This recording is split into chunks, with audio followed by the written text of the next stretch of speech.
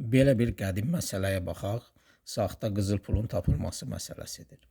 9 ədəd qızıl pul verilib. Bunların içində biri saxtadır, yüngüldür. İki gözlü tərəzidə yalnız 2 dəfə çəkməklə bu saxta pulu təyin etmək tələb olunur. Onda biz qızıl pul olmadığı üçün qəpiklərimizdən istifadə edək. Əgər biz 2-2 çəksək, onda 1 çəkiliş, 2 çəkiliş, 3 çəkiliş, 4 çəkiliş, hətta 5-ci çəkilişə də ehtiyac var. Yüngül pulu təyin edə bilərik, lakin məsələnin şərtini ödəmirik. Çünki məsələdə 2 dəfə çəkmək tələb olunur. Onda biz 9 pulu 3 bərabər paya bölək. Əvvəlcə birinci üçlüyü tərəzinin bir gözünə, ikinci üçlüyü tərəzinin ikinci gözlüyünə qoyaq.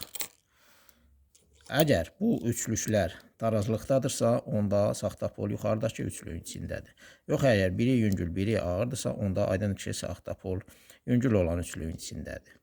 Fərz edək ki, bunlar bərabərdir, tarazlıqdadır, onda saxta pul yuxarıdakı üçlüyün içindədir. Tərəzini boşaldaq. Yenə də eyni məntiq ilə həmin üçlüyün içərisindən ikisini çəkirik. Əgər ikisi də tarazlıqdadırsa, onda saxta pul yuxarıdakıdır. Yox, əgər biri yüngül, biri ağırdırsa, onda saxta pul yüngül olandır. Bununla da biz 2 dəfə çəkməklə 9 saxta pulun içərisindən, 9 qızıl pulun içərisindən saxta qızıl pulu təyin etmiş olduq. Bununla da bu o deməkdir ki, riyaziyyat gözlə görülə bilməyən şeyləri ağılla tapmaq qüdrətinə malikdir.